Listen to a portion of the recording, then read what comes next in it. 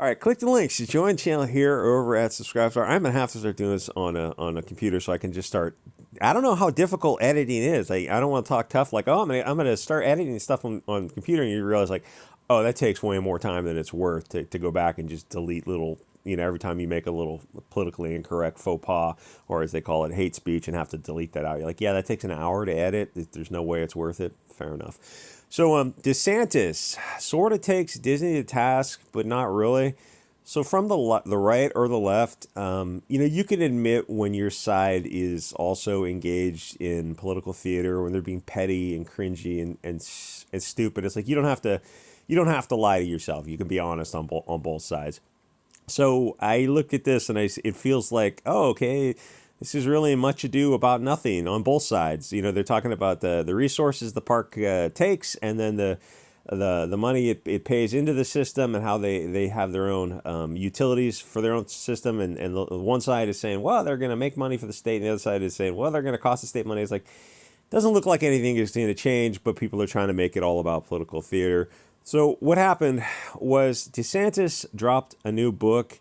And, these kind of books, like if you paid attention during okay, we have neighborhood kiosks where people build these little things, and you drop off books, right? And over the past 4 years, there's been people drop off a lot of these Trump, I live in a very liberal area, obviously, drop off these Trump books, hardcover books that were being made for like $20 to $30 hardcover over the Trump years, because people had this Trump derangement syndrome. And so someone was able to sell a $25 hardcover book to some useful idiot who read it and thought this guy was the next landscape painter type of thing. And so you read this huge hardcover book, coffee table book on Trump, or you can put it on your coffee table to virtue signal to your friends who come over in San Francisco or LA.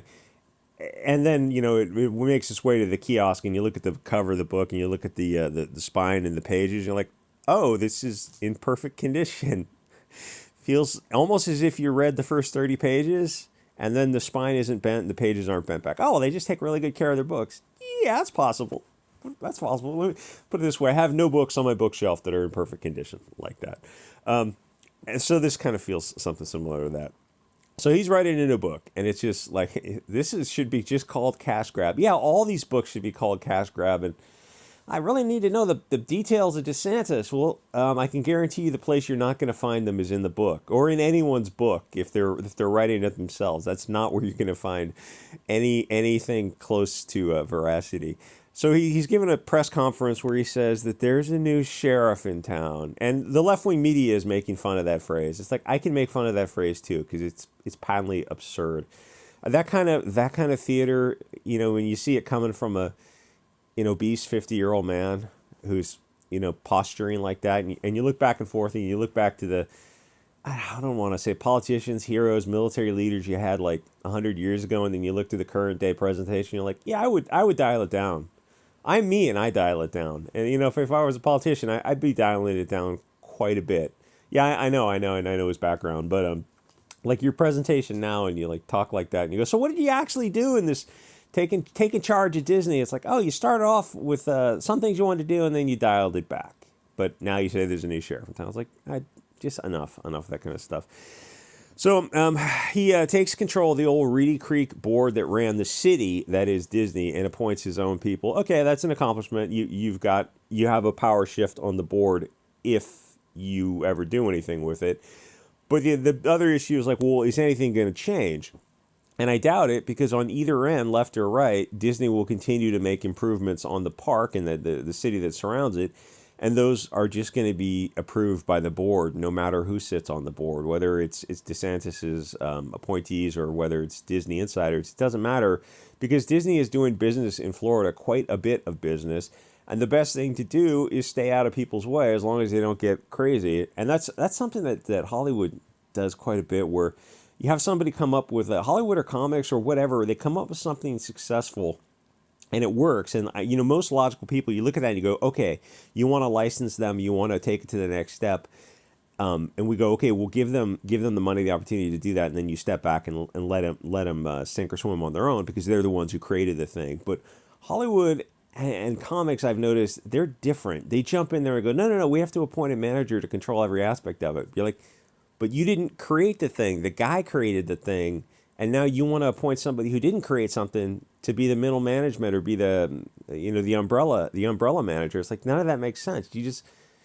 You give them the funding and let them, like, they're the artist who created it. It's like you gotta, but no, we're gonna manage all of it. It's like you're gonna ruin it, aren't you? As well they do so many times, they ruin things. So the best thing to do is, like, when somebody's making money is you're like, okay, here's your coffee, and I'm gonna close the door behind me. So for the people on Twitter who think Disney should pack up their doors, pack up their park, and leave the state of Florida, I don't think you understand how big the park is. And two, Florida and Southern California have year-round weather, so that's why they're there. I think those are the only two states that have that kind of weather. So DeSantis is appointing his own board, who are his picks, and that gives him power over Disney. Yes, but is he going to get in the way of the park that's making billions of dollars and bringing people to Florida? I really, really doubt it. That's why this looks like nothing more than political theater, and a way that'll definitely help him sell his coffee table book that, like all coffee table books, you'll read the first page and that's about it, and help him run for whatever office he chooses, which I suppose is the next national one. I haven't really taken that too seriously, but because as flawed as Trump is, the energy is still definitely behind Trump. So the whole thing kind of seems pointless. But if it helps sell his book and makes him a couple $1,000,000, it's like, that's why all this feels it feels a little sleazy, honestly. It looks a touch petty, but, it's also a little embarrassing for the right wing because the whole thing didn't have the clause it had when it started out, but it's not a big deal either way. So the park started in 1967, and they had certain plans for their expansion after they opened in 71, but they changed those a decade later, and it's not a big deal then either way either, but you could argue that the motive for self-governance had changed, and the state board should now oversee it. But how you got here is, well, Florida has an anti-grooming bill, but the toxic left-wing, dangerous media calls it the Don't Say Gay bill, which it doesn't mention at all. So, the media is doing that because they want to control the narrative. And they're like, that's not what a fair, impartial, unbiased media is supposed to be. Yeah, media hasn't been fair and impartial in decades. The media is not the media anymore. The media is nothing more than a globalist tool to push propaganda. So Disney, if you've been paying attention to their movies lately, has been going full critical theory Frankfurt School. They use their films to destroy the standards of society as much as possible. And no, I don't think I'm overstating it. Like, all this stuff that's happening is all actually happening. So after the society collapses, they can rebuild it under international socialism, which that's probably an unfortunate confluence of words there, which, keep in mind, has resulted in millions of people being starved to death when the Bolsheviks try it. But it's not that they'll do it differently this time. You don't understand. They don't care about millions of people being turned into fertilizer. They're fine with it. They consider it a small price to pay to get rid of the useless eaters. Was it not Yoel Roth? One of the Schwab guys who was using that line about useless eaters. Anyway, so those are the very fascinating concepts, topics to explore on Gab TV, Odyssey, and Bit Chute about the Frankfurt School. But they have great videos over there. But YouTube doesn't show those videos for some weird reason. Kind of weird. It really makes you think. Anyway, so Disney is working to fully destroy the family, to destroy the concept of the family that has been around for a long time. I don't know, since we came down from the trees 10 million years ago.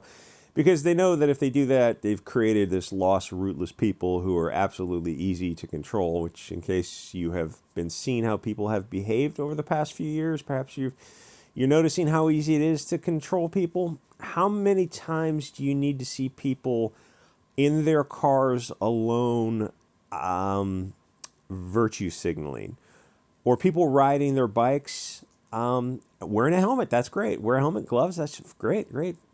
But they're also wearing other things while they're outside, riding their bikes, which is, fine by all means. Put your trust and faith in the media and government, which I didn't over the past 3 years, and I guess I have to say I'm glad I did not take part in the events of the past 3 years at all. Which is, I did wash my hands more. I guess that was the one good thing to come out of it. That's the only thing I did. And I always carried the extra pair of the panties that you put over your face. I always carried that in my pocket, but it's like no one ever asked me to put them on. But that's fine. Those are reasonable accommodations. But that's as far as I went. So all this stuff is the goal. Is the last video one of the videos got demonetized for, I don't know, the first day. I think I was being a little too talking too much about this kind of thing. So that's the goal, is they don't want tribal people who are connected. And I know this sounds like you're talking about Disney and the Lion King, the company that makes the Lion King movies and mermaid movies and Frankfurt School of Cultural Marxism. Like, where's the connection? Holy cow, man! It is there. I'm just trying to draw it as carefully together as possible. But really, it's like YouTube is YouTube, and it would be sweet if more and more people got to. Rumble is a step up. Rumble still goes to the App Store. It's not like some based Odyssey or Bit Chute or Gab TV or anything, but it is definitely a step up, and it has the infrastructure. Like, that's the weird thing, is Rumble and DLive have perfect infrastructure. And I will say Odyssey is almost perfect infrastructure too. But then you look at Odyssey and BitChute and you think, oh, these are like shoestring companies. Whereas, oh no, Odyssey's $1 billion company. Oh, it kind of grew up overnight. Anyway, they know that these people do not want you to have families and extended families, tribalism, be part of your church, your community, any kind of like if you go to the Russian community center, any kind of stuff like that. That terrifies them. They want assuming you're Russian, or that kind of thing. I'm trying to say they want a rootless people because they're easily controlled. They want people to see themselves as individuals and never to act with in-group preferences or any kind of tribalism.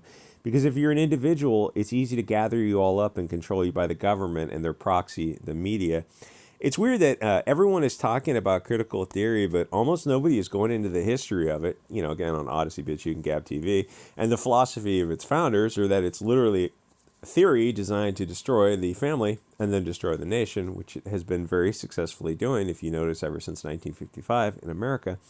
And I look back at the 80s and wish the hardcore Christians had won.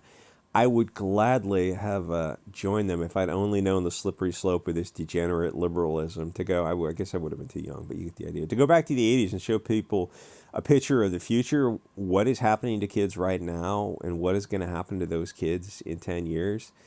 Remember Tipper Gore in the PMRC? That was she was Tipper Gore, Al Gore's wife, on the left. That's a left-wing position. That was the left. That's how far the window has shifted in 40 years. Where is the country going to be in the next 10 to 50 years? Juxtapose 1983 to 2023.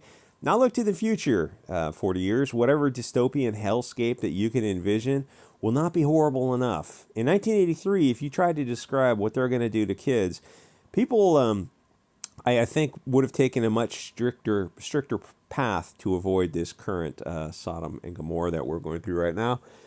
But so if you think you're going to be around in the next 40 years, look to the future in 40 years. Try to imagine. Try to just continue that curve. It's not linear. I don't know if it's geometric or exponential, but it's an ever-increasing line. Anyway, join the channel over, subscribe, start the best way to support, and I will see you guys on the next episode.